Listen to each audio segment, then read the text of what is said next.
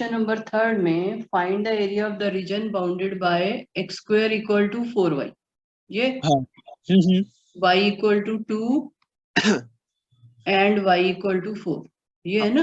हाँ, इसका फिगर तो बन गया मुझसे, और वो भी शेडिंग भी जो करना था। बट जब हम इंटीग्रल करते हैं तो इसमें हमें हाफ क्यों करना पड़ता है? जैसे अगर ये देख रहे एक मिनट पहले शेडिंग, अच्छा उसमें शेडिंग जरूर करनी है तुमने। हाँ हाँ जब वो करते हो तो शेडिंग करनी होती है एरिया के क्वेश्चन में। पलाश तुमने भी नहीं किया हुआ था कि कौन सा एरिया निकाल रहे हो, उसमें शेडिंग जरूर करो, ठीक है। शेडिंग के मार्क्स होते हैं, लेकिन अगर कभी पेपर में तुम्हें शेडिंग में डाउट हो तो फिर मत करो, लेकिन अदरवाइज शेडिंग करनी होती है। शेडिंग के भी मार्क्स होते हैं, मेन एरिया में तो शेडिंग बच्चे को पता होनी चाहिए। तो ये x square equal to 4y, तो ये कौन सा पैराबोला है? ये क्योंकि एक्स स्क्वायर है तो ये अपवर्ड पैराबोला बनेगा वाई एक्सिस पे। ये हमने अपवर्ड पैराबोला बना लिया। हाँ, उसके बाद हमारे पास है y इक्वल टू 2, तो यहाँ पर एक लाइन ले लेंगे y इक्वल टू 2। हाँ, पैरेलल टू एक्स एक्सिस, और फिर उसके ऊपर फिर y इक्वल्स टू 4 ले लेंगे। एक ये ले ली y इक्वल टू 4, हाँ, ठीक तो है। ये एक्स हाँ एक्सिस, ये y एक्सिस, पेपर में भी x एक्सिस, y एक्सिस और ओरिजिन, इतना मेंशन करना है फिगर में। हाँ हाँ, तो अब ये कह रहा है find the area of the region bounded by this this this and y axis, and y axis भी कहा है ना, तो इतना एरिया चाहिए हमको। हाँ हाँ। सो मतलब अगर ये क्वेश्चन में ऐसा होता कि ये एक्स एक्सिस होता, वाई एक्सिस की जगह एक्स एक्सिस होता, तब तो फिर इसमें वो नहीं करते हम, वो क्या कहते हैं, एक्स एक्सिस तो नहीं हो सकता ना, क्योंकि y इक्वल टू 2 और y इक्वल टू 4 दे रखा है, तो फिर तो यहां से लेकर के यहां तक आ जाएगा। हाँ नहीं नहीं वो, हाँ वही मैं कह रहा हूँ। फिर y इक्वल टू 2 की रेलिवेंस नहीं रहेगी ना। हाँ नहीं, मैं वो नहीं कह रहा, मैं ये कह रहा था कि अभी क्या है कि जैसे अभी जो 8 क्वेश्चन, जैसे वो 7 क्वेश्चन था, 7 क्वेश्चन में हमने मल्टीप्लाई बाय 2 करा हाँ, है ना। सो 7 क्वेश्चन में हमने मल्टीप्लाई बाय 2 करा है क्योंकि हमने ऊपर वाला पार्ट निकाला था, और हम्म उसी को वही वही सिमेट्रिकल नीचे था। हम्म तो अगर हम मल्टीप्लाई बाय 2 नहीं करते तो सिर्फ ऊपर वाला पार्ट निकलता। ये भी तो उसी तरीके का है, अगर हम इसको देखें तो फिर इसमें हमें हाफ क्यों नहीं करना नहीं, पड़ता? इसमें हमें ये समझना है ना कि हम इंटीग्रेट किसको करें, हाफ कहीं नहीं करें, हमें इंटीग्रेट किसको करना है। देखो, मुझे ये एरिया चाहिए, ये हाँ, एरिया निकालने के लिए मैं किसको इंटीग्रेट करूंगी? ये आ, हमारा एक्स स्क्वायर इक्वल टू, तुम इंटीग्रेट क्या कर रहे हो उसके ऊपर डिपेंड करेगा। ये तुम्हारा है x square equal to 4y, हाँ ये है straight line y equal to 4। अब अगर तुम y इक्वल टू 4 को इंटीग्रेट करते हो तो ये जो y इक्वल टू 4 वाली लाइन है, यहां से लेकर के x एक्सिस तक का एरिया आ जाएगा। हाँ हाँ y इक्वल टू 2 को इंटीग्रेट करते हो तो y इक्वल टू 2 वाली लाइन से लेकर के x एक्सिस तक का एरिया आ जाएगा, है ना। तो तुम किसको इंटीग्रेट करोगे कि तुम्हारे पास ये बीच का एरिया आ जाए? मैं 2 से लेके 4 तक करूंगा। 2 से 4 तक करूंगा तो किसको इंटीग्रेट करोगे? 2 से 4 तक तो करोगे, पर कौन से? एक्स मतलब एक्स एक्स मतलब, स्क्वायर इक्वल टू 4y को, हाँ इसको। हाँ हाँ तो तुम अब ये y एक्सिस के अलोंग इंटीग्रेट कर रहे हो, इसका मतलब हाँ, वाई एक्सिस के अलोंग कर इस रहा हूँ, कर्व हाँ को y एक्सिस के अलोंग इंटीग्रेट कर रहे हो। हाँ। तो जब y एक्सिस के अलोंग इंटीग्रेट कर रहे हो तो इंटीग्रल 2 टू 4 करोगे। 2 to 4, यस, हाँ। तो ये क्योंकि y एक्सिस के अलोंग वेरिएशन है तो यहाँ पर dy लोगे। हाँ, डी वाई लूंगा, यस मैम। इधर क्या लोगे? इधर एक्स लूंगा। x लोगे, तो x dy हो गया। अब हाँ, x की वैल्यू यहाँ पर क्या है? √4y, रूट बाय, हाँ √4 बाय, तो 2 टाइम्स √y हो गई dy, हाँ हाँ। ठीक है। तो 2 बाहर आ जाएगा और अब इसको इंटीग्रेट कर लोगे। तो अभी कहाँ पर दिक्कत है बताओ? एक मिनट, हाँ समझ आ गया मैम। मैंने ना जो मैंने खुद क्वेश्चन कर रखा था ना, उसमें कुछ गलती थी, इसलिए मैं कंफ्यूज हो रहा था बार बार। अब ये 4 की पावर 3/2 सिंप्लीफाई हो सकता है। हाँ, ये तो 8 हो जाएगा ना। हाँ, तो ये 8 माइनस 2 की पावर 3/2 बन जाएगा, ठीक है ना। हाँ, so it is 4/3 into 8 minus 2 की पावर 3/2, राइट। तो ये अगर हम देखें तो ये √8 है बेसिकली, पर इतना ही छोड़ दो काफी है, ज्यादा दिमाग खराब। तो एक वो ट्राइंगल वाला क्वेश्चन तुम्हें नहीं समझ आया था सिद्धार्थ? हाँ एक मैम, इसका तो आंसर पीछे 6 कर रखा है, मतलब 6 पाई है, मतलब ये तो और आगे होगा ना, अभी तो ये तो और आगे हुआ ना, और आगे तो 4/3 से मल्टीप्लाई कर सकते हैं, क्योंकि जो इसका पीछे आंसर है वो तो 6 का है, 6 आंसर है, 6 स्क्वायर ऐसा कुछ। तो ये पॉइंट्स बताओ ट्राइंगल में क्या क्या थे? 0 0 और हाँ 0 3 0 3 0 हाँ और एक 0 और 4 पॉइंट होगा 0 4। ठीक है, तो अब तुम्हें इसमें area bounded bye these points का एरिया निकालना है। Area bounded bye these 3 points, यही दे रखा है ना क्वेश्चन में। तो हमें ये ट्राइंगल का एरिया निकालना है, हाँ है ना। अब अगर ये 1 मार्क का क्वेश्चन आए तो तुम हाफ बेस इंटू हाइट से कर लोगे। कितना आएगा आंसर? इसका बेस हाइट कितना है? बेस है 3, हाँ, और हाइट कितनी है? 4 4, तो कितना आया? से जाएगा 9 + 16 27 और ठीक है 540 स्क्वायर 27 रूट। कैसे? हाफ 3 इंटू 4 से 27 कहाँ से आ गया बीच में? तारा क्या कर रहे हो? 9 तो है ही नहीं, 4 है। मैम 4 3 है है, ना, बेस में भी तो 3 है। तो हाफ 3 इंटू 4 हुआ ना। सॉरी ओ अच्छा मैंने गलत कर दिया था मैंने 16 8 आया ना। 8 नहीं आया, 6 आया। हाँ 6 हाँ 6 6 4 3 ठीक 4 है। 6 हाँ 4 तो 4 3 ये अगर तुम्हारा मतलब कि 1 मार्कर है और टिक मार्क वाला क्वेश्चन है तो तुम सोच सकते हो कि हम ऐसे कर ले राइट एंगल ट्राइंगल से। पर हाँ क्वेश्चन अगर यूजिंग इंटीग्रेशन है तो हम ऐसे नहीं कर सकते। ठीक है, सिर्फ हमें आंसर पता है कि 6 आना चाहिए, बट हम ऐसे नहीं कर सकते। तो अब मुझे इस ट्राइंगल का एरिया चाहिए। इस ट्राइंगल का एरिया निकालने के लिए हम किसको इंटीग्रेट करेंगे? लाइंस लाइन कहां से कहां जा रही है? एक्स एक्सिस पर देखो कहां से कहां जा रही है। 0 to 3 0 to 3। तो मुझे इस लाइन की इक्वेशन चाहिए ना। हाँ तो तुम इस लाइन की इक्वेशन क्यों नहीं निकाल रहे थे?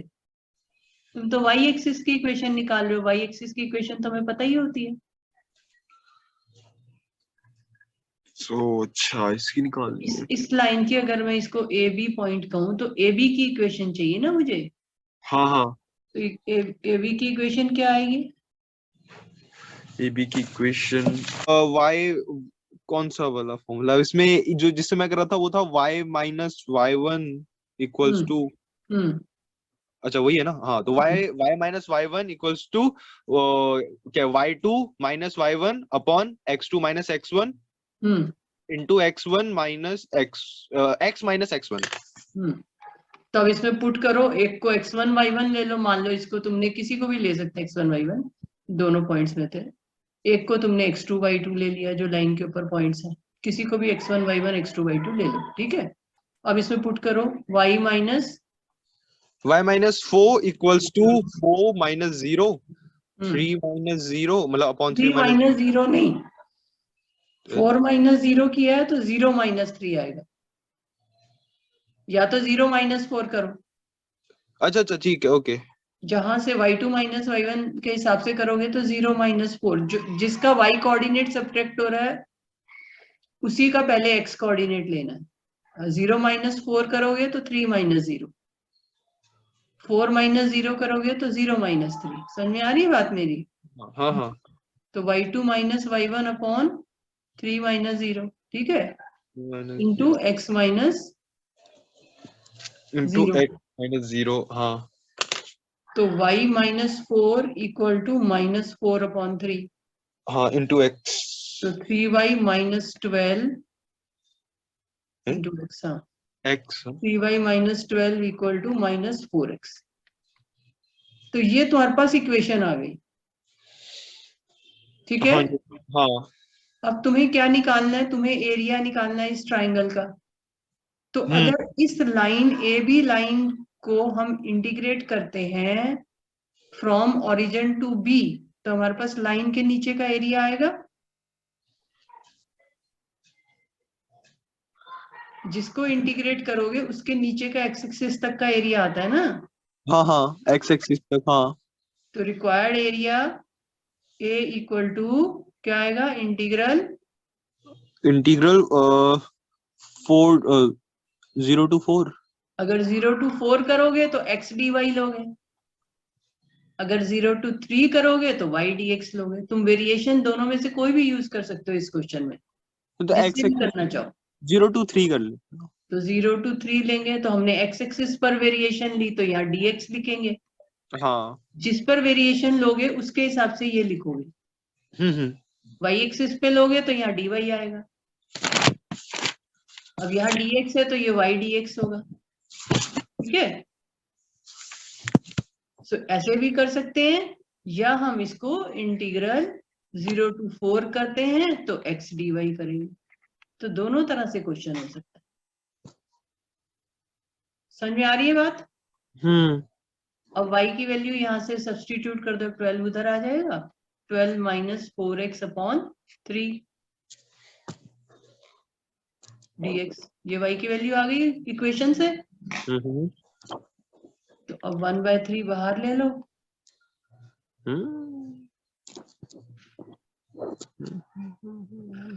काट भी सकते हो, 3 4 द 12 माइनस 4/3x आ जाएगा। ऐसे कर दो,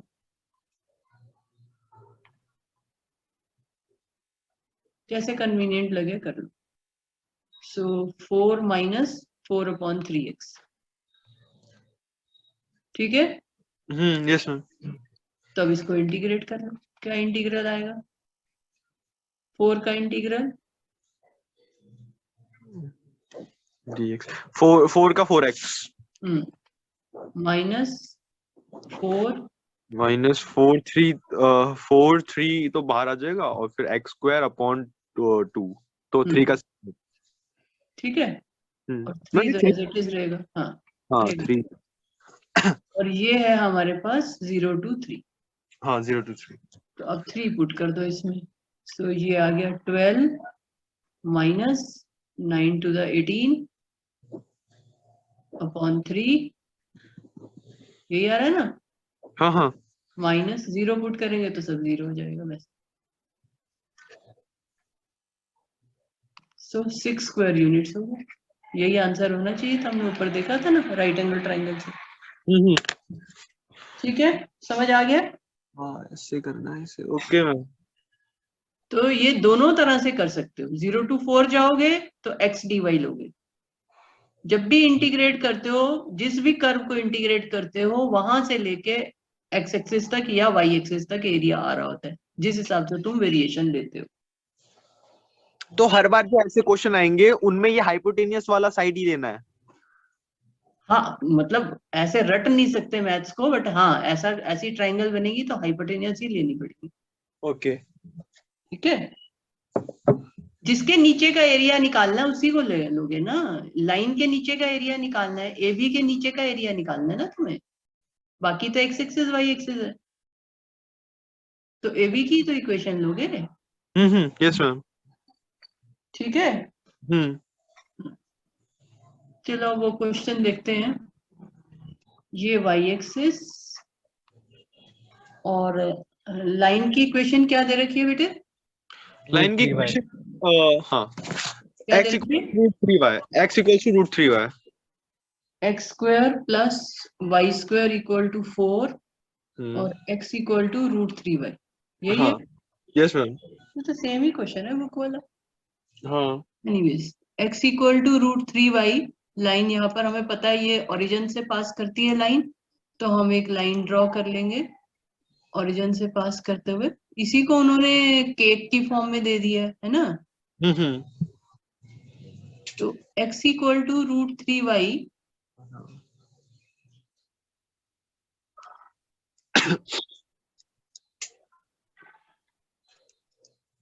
इस लाइन का स्लोप कितना होगा? स्लोप कितना है इस लाइन का? √3। √3 तो नहीं है प्रकाश, यही गलती हुई है तुमसे। ये है y इक्वल टू 1/√3x। 1/√3 है। तो स्लोप कितना हुआ? 1/√3। तो स्लोप हमारा क्या होता है? अगर ये एंगल थीटा है, π/6। tan theta equal to 1/√3। तो थीटा इक्वल टू π/6। π/6। ठीक है सिद्धार्थ। इसमें स्लोप जो होता है, ये लाइन जब भी y equal to mx form में होती है, सिद्धार्थ आर यू लिसनिंग? हाँ तो उसमें ये जो m होता है ये स्लोप होता है। हाँ हाँ। ठीक है। तो बताइए। यहाँ पर स्लोप हमारा आ गया 1/√3 जब हमने इसको y की फॉर्म में लिखा, y इक्वल टू। तो स्लोप की, अगर ये लाइन जो है इसका angle of inclination x axis के साथ जो एंगल बना रही है, एंगल ऑफ इंक्लिनेशन इसे बोलते हैं। अगर ये थीटा है तो tan थीटा इक्वल टू 1/√3 हो गया। Slope is tan theta, where theta is angle which the line makes with x axis, right. तो ये tan थीटा इक्वल टू 1/√3 हो गया। तो थीटा की वैल्यू आ गई π/6। तो ये एंगल π/6 है। तो अगर ये एंगल π/6 है तो स्मॉलर पार्ट कौन सा हुआ? ये हुआ ऊपर वाला हुआ। यही वाला। हाँ, तो प्लस तुमने ये वाला निकाला हुआ है ना मेरे ख्याल से। नहीं मैम, मैंने निकाला नीचे वाला ही है, लेकिन एंगल गलत लिखा है मैंने। अच्छा, तो नीचे वाले में फिर तुम कैसे गलती कर रहे थे अगर ये निकाला है तो? मैम थीटा हाँ इक्वल टू हो π/6 हो गया। ये π/6 है, ये लाइन है और ये सर्कल है x² + y² इक्वल टू 4। तो अब इसका ये जब भी ऐसे दो कर्व आ जाते हैं तो हमें उसका पॉइंट ऑफ इंटरसेक्शन लेना होता है। तो पॉइंट ऑफ इंटरसेक्शन के लिए x² + y² इक्वल टू 4 में लाइन की y वाली वैल्यू पुट कर देंगे। y कितना है? 1/√3x। तो वो इसमें पुट कर दो, x² + 1/3x² इक्वल टू 4। ठीक है। डायरेक्टली x भी पुट कर सकते हैं ना? हाँ हाँ, फिर y कोऑर्डिनेट आएगा, पर हाँ। हमें तो x एक्सिस के अलॉन्ग इंटीग्रेट करना है ना, तो फिर x निकालना पड़ेगा फिर तुम्हें। ठीक है। 4x² इक्वल टू 12 हो गया, x² इक्वल टू 4 हो गया, 3 हो गया sorry. So x equal to ±√3। तो हमारा जो फर्स्ट क्वाड्रेंट में पॉइंट ऑफ इंटरसेक्शन है वो बन रहा है x इक्वल टू √3। तो अगर हमको ये वाला की जरूरत होती तो हम ये -√3 वाला सोचते हैं, पर हमें इसकी जरूरत नहीं है, हमें यही एरिया निकालना है। तो यहाँ हम शेडिंग दे देंगे कि हमें ये एरिया निकालना। यहाँ तक बात समझ में आ गई? मैम ये हाँ, स्कोप वाला दोबारा समझाना एक बार। क्या चीज? ये π/6 वाला। तो अगर tan थीटा 1/√3 है तो थीटा की वैल्यू किस पे होती है? 1/√3 30 पे। 30 पर। तो π/6 कितना होता है? हाँ मतलब था ओके, बट मतलब π/3 10 कहाँ से है? हाँ, क्या क्या प्रॉब्लम है बताओ। नहीं मतलब स्लोप जो होता है वो tan थीटा होता है ना, 11th में पढ़ा था ना ये। हाँ हाँ ठीक है। लाइन का स्लोप जितना जो भी एंगल ऑफ इंक्लिनेशन है, हाँ तो tan of that is slope. हाँ नहीं वो तो ठीक है। ये रूट ऑफ ये जो थीटा ये π/6 आया, अब इसका क्या मतलब, इसका क्या हुआ? ये π/6 है। ठीक है, तो इधर एंगल कितना होगा? ये कितना होगा एंगल? π/6 -990 ऐसा कुछ। 90 - π/6 को कितना हुआ ये एंगल? हाँ तो π/2 - π/6। 90 - 30 कितना होता है? 90 - 30 60। तो ये 60 डिग्री हुआ, हाँ ये 30 डिग्री है, तो बड़ा कौन सा हुआ? ऊपर वाला। तो फिर हमें स्मॉलर निकालना है। अच्छा ऐसे है, ओके ओके समझ गया।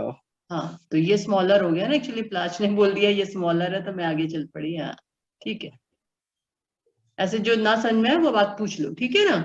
तो ये स्मॉलर हो गया, ये बात समझ में आ गई। हाँ हम्म। हाँ हाँ, ये समझ गया मैम। हाँ, तो हमें ये पता करना था ना कि स्मॉलर कौन सा निकालना, कौन सा ऊपर वाला निकालना है, नीचे वाला निकालना है। हम्म।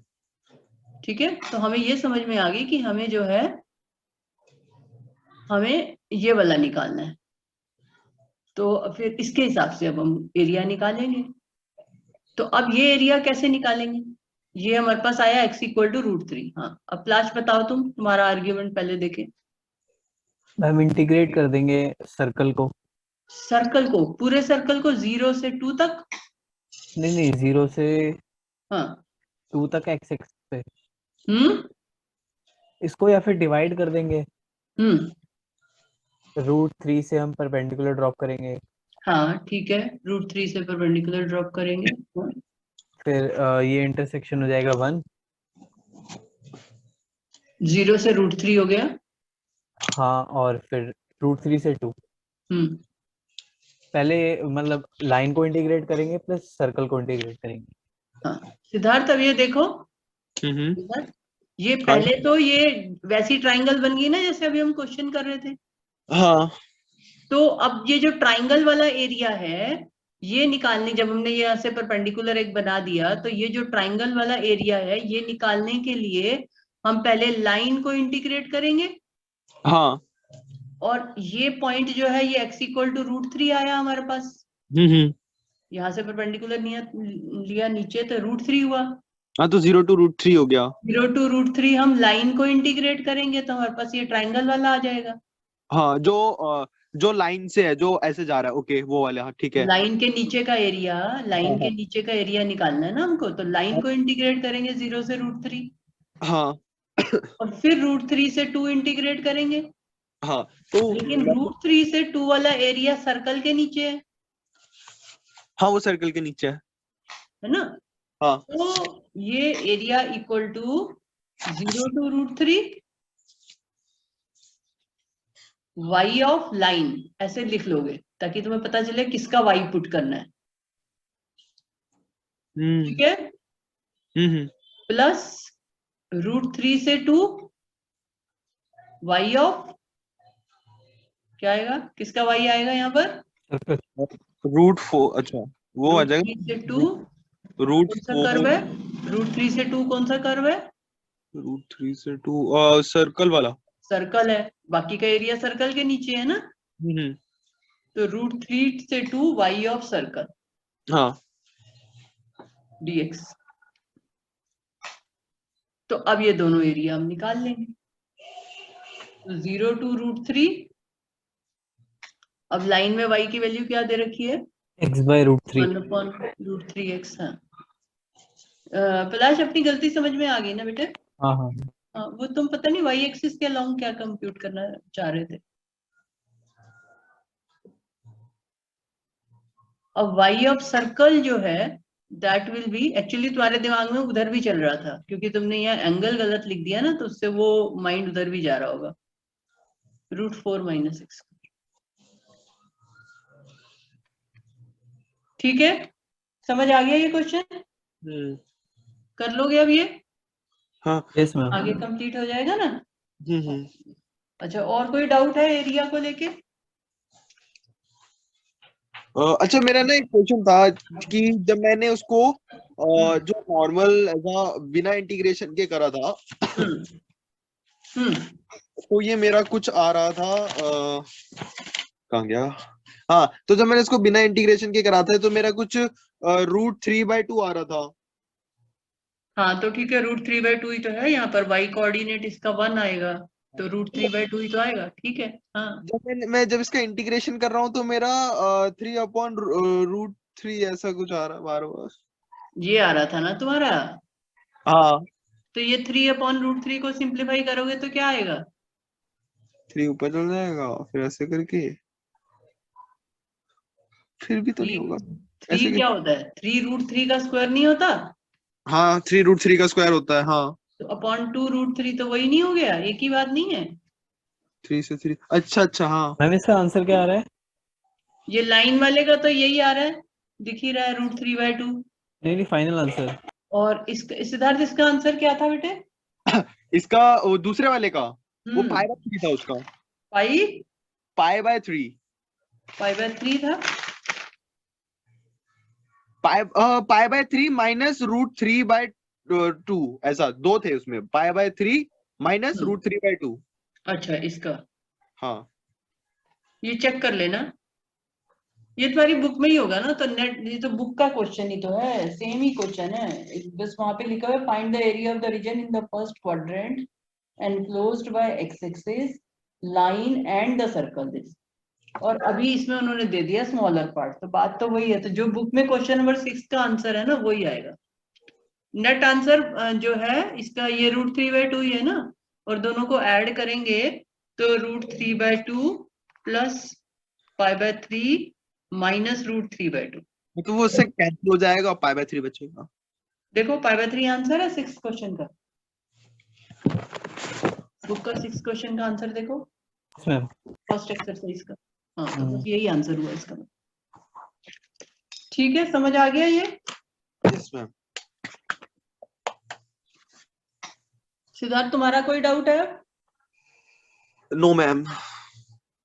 अच्छा मैं वही क्वेश्चन लिख रही हूँ, देखो x, y सच दैट, तुम्हारी एनसीईआरटी में ना बेटा इस फॉर्म में भी हैं questions, y less than equal to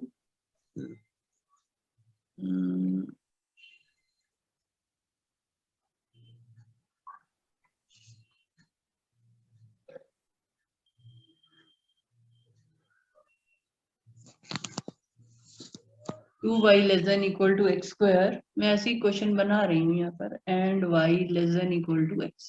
ठीक है, ये क्वेश्चन है। तो इस टाइप के क्वेश्चन में होता है find the area enclosed bye, तुम्हारे मिसलेनियस में तुम्हें दिखेंगे ऐसे क्वेश्चन। अब एक्चुअली में बिटवीन टू कर्व्स तो है नहीं तुम्हारे इसमें ज्यादा डिटेल, बहुत सिलेक्टेड है। तो ये क्वेश्चन ऐसे होता है फाइंड द एरिया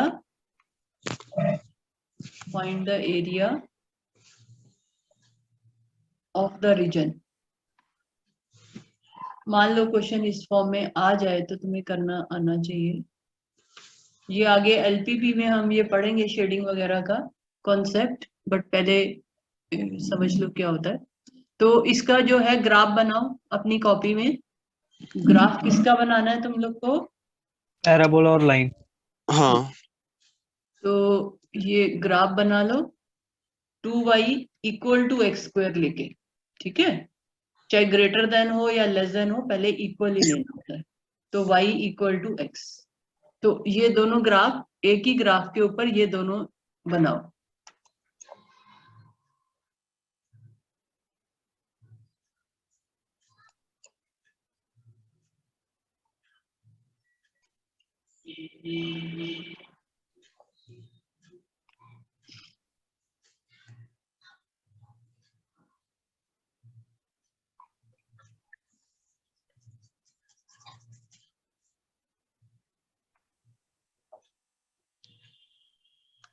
तो ये कुछ बन जाएगा x square equal to 2y, ठीक है।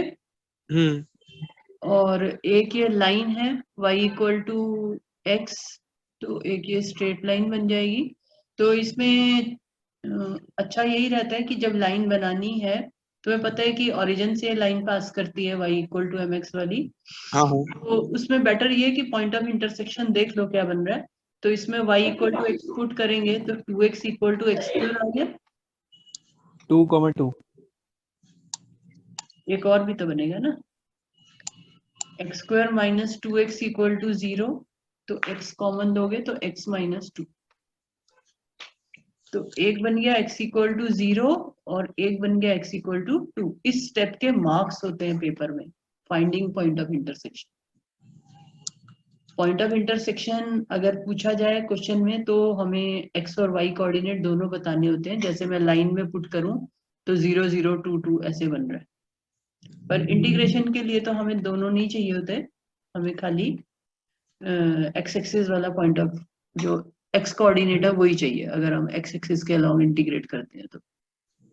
तो ये पॉइंट ऑफ इंटरसेक्शन इसका आ रहा है। तो एक x इक्वल टू 0 आ रहा है, एक x इक्वल टू 2 आ रहा है। तो मान लो ये यहाँ पर कहीं पर 2 है, तो एक लाइन ड्रॉ कर लोगे ओरिजिन और इसके बीच में। सिद्धार्थ समझ में आ रहा है?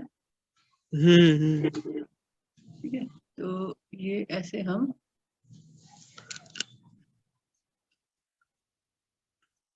लाइन ड्रॉ कर लेंगे।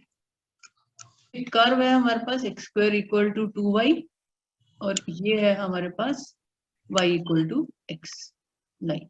ठीक है, अब ये हमारे पास पॉइंट ऑफ इंटरसेक्शन आ रहा है। तो अब इसमें तुम्हें ये देखना है कि एरिया निकालना कौन सा है। हाँ हाँ। तो तुम्हें आता है बेटा ये?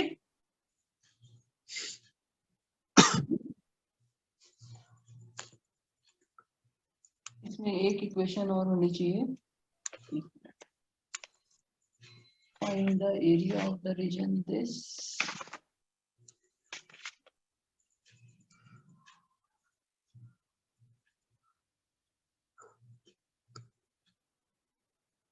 x greater than equal to 0 less than equal to 3। ये मैंने और एक इक्वेशन तुम्हें दे दी। हर क्वेश्चन में x equals y equals to x लेना है ना? नहीं, जो दे रखा है वो यहाँ दे रखा है y इक्वल टू x। तो मतलब लेस देन इक्वल टू की जगह खाली इक्वल टू लेके हम पॉइंट ऑफ इंटरसेक्शन निकाल लेते हैं और कर्व ड्रॉ कर लेते हैं। ठीक है, जो लेस देन ग्रेटर देन होता है इसके हिसाब से शेडिंग होती है। तो इसमें शेडिंग तुमने छोटी क्लासेस में भी कर रखी है, उसी तरह से शेडिंग होती है। जैसे 2y less than equal to x square है, तो इसकी शेडिंग डिसाइड करने के लिए पलाश आता है तुम्हें ये कॉन्सेप्ट? Yes ma'am. हाँ, तो शेडिंग करने के लिए क्या करते हो? एक वेरिएबल को 0 पुट करते हैं। देन अगर वो ट्रू है तो फिर इनसाइड शेडिंग होती है। तो 0 0 पुट करते हो? हाँ। नहीं, 0 0 आइडियल नहीं है। 0 0 तब पुट करना होता है जब हमारा कर्व ओरिजिन से पास ना कर रहा हो। यहाँ देखो ये ओरिजिन से पास कर रहा है, तो 0 0 तो नहीं वर्क करेगा तुम्हारे लिए, है ना? तो इसमें तुम्हें सम अदर पॉइंट लेना पड़ेगा। सम अदर पॉइंट मतलब जैसे ये यहाँ पे 1 1 0 ले सकते हो, 2 0 ले सकते हो, 3 0 कोई और। अगर कर्व ओरिजिन से पास नहीं कर रहा है या लाइन ओरिजिन से पास नहीं कर रही है तो 0 0 ठीक होता है। लेकिन अगर ओरिजिन से पास कर रही है तो कोई और पॉइंट यूज करेंगे, वो तो उसके ऊपर लाई करता है। जब 0 0 कर्व पे लाई कर रहा है तो हमें कुछ बता नहीं सकता वो। तो हम इसमें जैसे 1 0 पुट करते हैं, 1 0 पुट किया तो 0 लेस देन इक्वल टू 1 आ गया। ठीक है, तो 1 ग्रेटर देन 0 ट्रू होता है। 1 ग्रेटर देन 0 इज ट्रू। तो इसका मतलब 1 0 जो है वो शेडिंग का पार्ट है। तो हमारी शेडिंग जो है पैराबोला से नीचे की तरफ जाएगी। ठीक है, समझ में आ गया? Yes sir. और ये लाइन के केस में शेडिंग कहाँ जाएगी? लाइन के भी इसी तरह से पुट करेंगे। हमें क्या दे रखा है? y less than equal to x। तो y less than equal to x में 1 0 पुट करो। अगर ये फॉल्स होता तो शेडिंग उल्टी डायरेक्शन में जाती, मतलब ऊपर की तरफ जाती। अब y less than equal to x में अगर हम 1 0 पुट करते हैं, तो थोड़ा सा डिफिकल्ट क्वेश्चन लिया मैंने। 0 less than equal to 1, x1 और y0, तो ये भी ट्रू है। 1 ग्रेटर देन 0 ट्रू है। तो लाइन के केस में भी शेडिंग नीचे की तरफ जाएगी। अगर वो पॉइंट से जो है हमारा सेटिस्फाई कर रहा है, ट्रू आ रहा है पॉइंट पुट करने के बाद, तो उस पॉइंट की तरफ शेडिंग आएगी। अगर फॉल्स आ रहा है तो उल्टी डायरेक्शन में जाएगी। तो ये मैं इस टाइप का क्वेश्चन इसलिए करा रही हूँ to be on safer side. तो ये भी नीचे की तरफ आ रही है लाइन की भी। तो इसका मतलब कॉमन शेडेड एरिया जो है, यहाँ पर एक और ले लेते हैं, मैंने लिखा नहीं है, y greater than equal to 0 भी ले, मतलब कि हमें x एक्सिस से नीचे नहीं जाना है।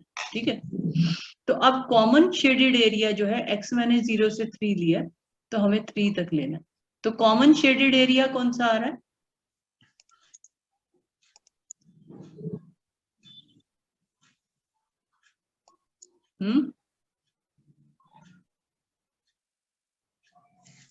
कॉमन शेडेड एरिया कौन सा बनेगा? दोनों की शेडिंग, जिसमें दोनों की शेडिंग सेटिस्फाई हो रही हो।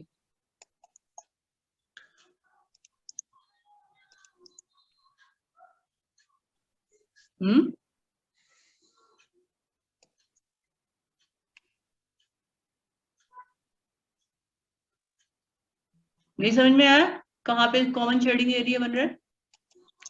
हम पैराबोला, ये वाला एरिया शेड हो जाएगा बीच का। पैराबोला के नीचे और लाइन के भी नीचे। तो कौन सा कॉमन शेडेड एरिया होगा? ये ट्रायंगल वाला। ट्रायंगल वाला ना, तो बीच का तो नहीं आएगा, ये आएगा ना इधर, ये सब। सिद्धार्थ समझ में आ रहा है? नहीं। लाइन से भी नीचे और पैराबोला से भी नीचे। तो अगर लाइन से भी नीचे जाएंगे, पैराबोला से भी नीचे जाएंगे, तो ये आएगा ना एरिया। हाँ हाँ हाँ हाँ, ये आया ना कॉमन एरिया। तो कॉमन एरिया जो है पैराबोला के भी नीचे और लाइन से भी नीचे। नहीं मतलब मेरे को समझ नहीं आया। मतलब कैसे, मतलब शेडिंग का आइडिया नहीं है ना, शेडिंग कैसे करते हैं। अच्छा अभी तुम सिर्फ इतना समझ लो, ठीक है सिद्धार्थ, अभी सिर्फ इतना समझ लो, ये शेडिंग में तुम्हें बाद में सिखा दूंगी क्योंकि पलाश को तो फिर भी आता होगा।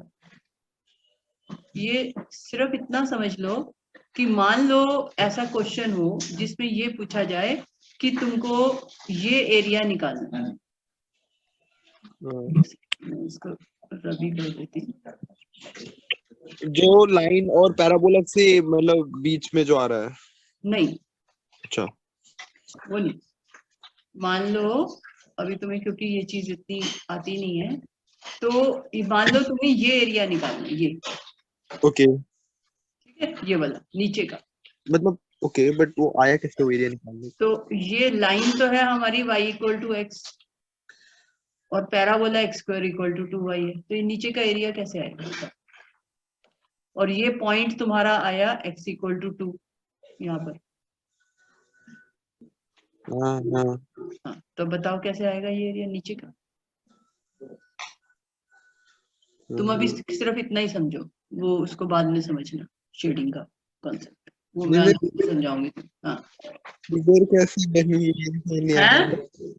फिगर का ही समझ नहीं आया मेरे को। मतलब मैंने पैराबोला बना दिया, ओके, तुमने पैराबोला बना दिया, लाइन बना दी, ठीक है। अब मैं तुमसे पूछ रही हूँ कि ये एरिया मुझे निकालना है, ये वाला। ये पूरा ट्रायंगल जो है, हाँ, ट्रायंगुलर एरिया निकालना है, तो कैसे निकालेंगे? तो इसमें पहले हम हाँ, 0 से लेके इधर ये जा किधर रहा है? हाँ, 0 से लेके कहाँ तक जा भी जा रहा है, क्या दिख रहा है तुम्हें? 0 से 2 तक। हाँ, 0 से 2 तक। हाँ, ट्रायंगल तो आगे जा रहा था।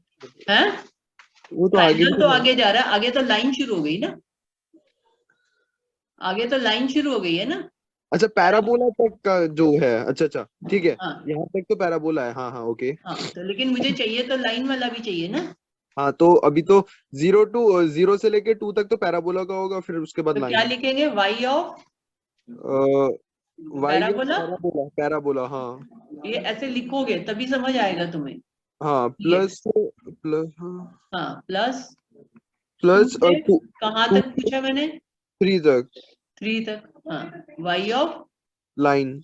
लाइन। समझ में आ गया? मैं सिर्फ ये समझाना चाह रही थी कि अगर ऐसी सिचुएशन है, हाँ इतना तो आ गया। हाँ, तो जैसे हमने पीछे वाले क्वेश्चन में किया था ना, सर्कल वाले में पहले लाइन था फिर सर्कल था, तो हाँ। इसमें पहले पैराबोला है फिर लाइन है ना। तो 0 to 2 y of parabola plus 2 to 3 y of line. तो अब इसमें ये सब्स्टिट्यूट कर दो। 0 to 2 y ऑफ पैराबोला क्या है यहाँ पर हमारे पास? x square by 2। हाँ, x square by 2, x square by 2 और वो y इक्वल टू x है, तो x square by 2 dx plus integral 2 to 3 x dx। बस अब ये इंटीग्रेट कर दो तो आंसर आ जाएगा, ठीक है। तो ये इतना तो समझ आ गया ना कि कहाँ ब्रेक करना होता है। हाँ हाँ। हाँ, तो पहले कौन सा कर्व चल रहा है, बाद में कौन सा कर्व चल रहा है, उसके हिसाब से। मैं भी 3 कहाँ से आया था, कैसे निकाला था ये ये 3? हमें ये दे रखा है ना 0 से 3, क्वेश्चन में ही लिखा है मैंने, ये 0 3, अच्छा, और फिर 2 तो हमारा चार इक्वेशन बना दी ना मैंने, एक्चुअली हाँ मैं हाँ अपने आप क्वेश्चन बना रही थी ना कि तुम्हें थोड़ा सा ये कॉन्सेप्ट समझ आ जाए। Okay okay okay.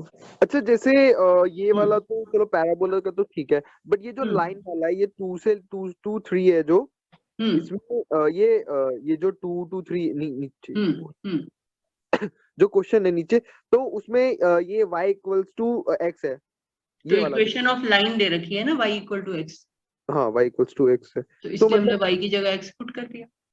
तो मतलब y से नहीं कर सकते, y से नहीं होगा? नहीं नहीं, y तो पुट करेंगे तभी तो इंटीग्रेट होगा, सेम वेरिएबल लाओगे तभी तो इंटीग्रेट होगा, dx है ना। अच्छा हाँ x x हो जाए, हाँ ठीक है, ओके ओके समझ गया। समझ y की वैल्यू पुट करेंगे तभी तो इंटीग्रेशन होगी।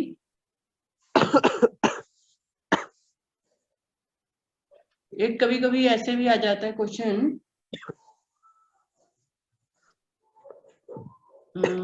Find the area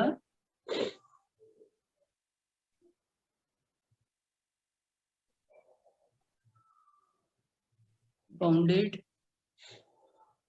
bye y equal to root 5 minus x square and x axis.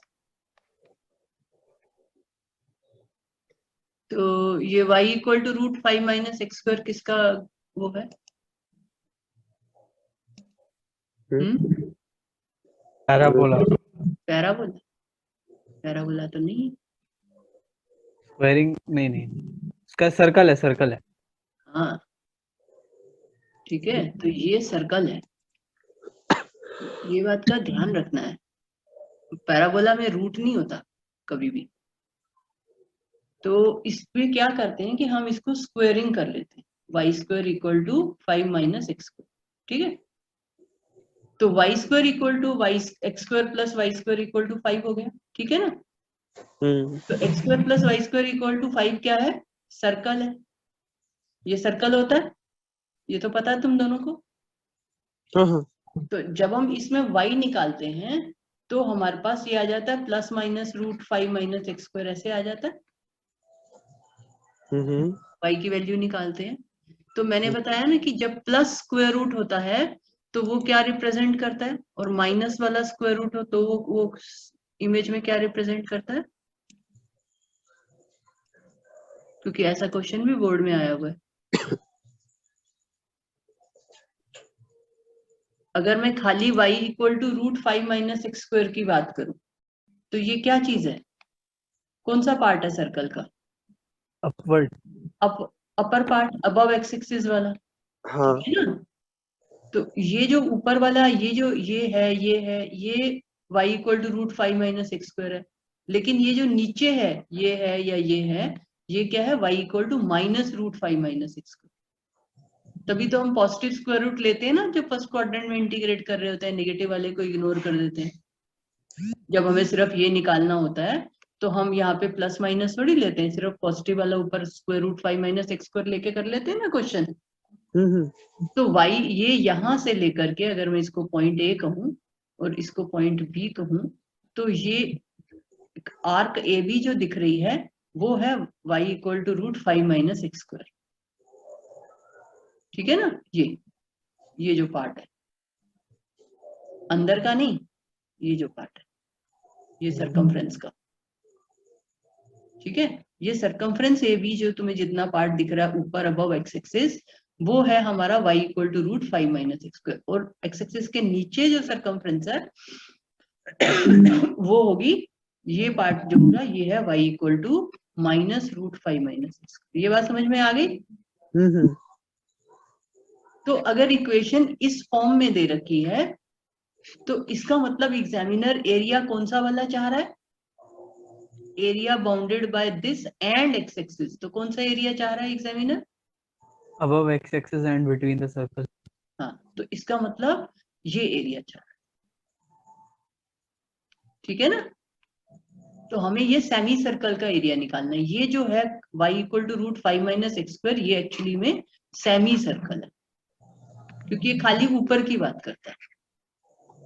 तो हमें यहाँ शेडिंग करनी है, नीचे नहीं करनी। और अगर हम खाली इतना भी वो कर देंगे, ड्रॉ कर देंगे, तो इट्स ओके, क्योंकि हमें इतना ही दे रखा है। ये तो मैंने तुम्हें समझाने के लिए पूरा ड्रॉ किया। तो इसमें खाली इतना ही बनेगा, y equal to √5 minus x square figure में। तो अगर तुमने पूरा सर्कल बना दिया तो नीचे का रफ कर दो। समझ में आया? बात समझ में आ गई? हाँ हाँ यस अब ये एरिया निकालना है मुझे, ये 0 से रेडियस कितना है इसका? 5 5 ध्यान से देखो 5 है। √5। हाँ तो बस यही गलतियां होती हैं पेपर में, 0 से √5। तो area equal to integral 0 to √5। Ma'am अगर -√5 से √5 कर दें वो भी कर सकते हैं, वो तो तुमने प्रॉपर्टीज ऑफ इंटीग्रल में पढ़ा ही है, 2 टाइम्स हो जाता है, इवन फंक्शन है ना? तो कोई फायदा नहीं है ना करने का, हमें क्यों टाइम वेस्ट करना है, हम इसको डबल ना करें। हाँ है ना? गलत कुछ नहीं कर सकते। तो ये यहाँ पर डबल हो जाएगा, 0 से √5 में फर्स्ट क्वाड्रेंट आएगा, हमें सेकंड क्वाड्रेंट वाला भी चाहिए तो 2 टाइम्स हो जाएगा। ठीक है, समझ में आ गया? अगर पूरे सर्कल का क्वेश्चन होता है तो फिर हम 4 टाइम्स कर देते हैं। Is it okay? Yes yes, बोलो सिद्धार्थ। नहीं कुछ नहीं, मैं हाँ समझ गया मैं। समझ में आ गई ना? तो ये सेमी सर्कल की भी पहचान करनी आनी चाहिए, मतलब कंफ्यूज नहीं होना है पेपर में। अच्छा इधर y एक्सिस बोला होता तो, है y एक्सिस बोला होता तो, area bounded by this and y axis. हाँ तो फिर ऐसा area bounded by this and y axis तो खाली नहीं हो सकता ना। फिर अगर y एक्सिस वाला देगा तो फिर वो ऐसे देगा, ऐसे वाला देगा। ठीक इतना ठीक है ना, फिर वो ये देगा तुम्हें। Area bounded by this x axis and y axis ऐसे हो सकता है। फिर डबल नहीं चाह रहा, फिर वो खाली फर्स्ट क्वाड्रेंट ही चाह रहा है इसका मतलब। हाँ है ना? ठीक है।